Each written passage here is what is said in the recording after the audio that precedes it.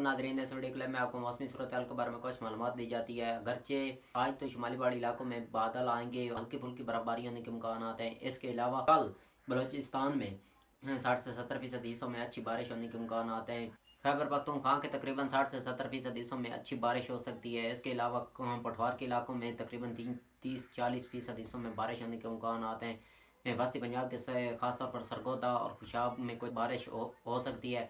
इसके अलावा जो वस्ती पंजाब के बाकी अजला वहाँ पर बारिश नहीं होगी, अलबत्ता बादल ज़रूर आएंगे।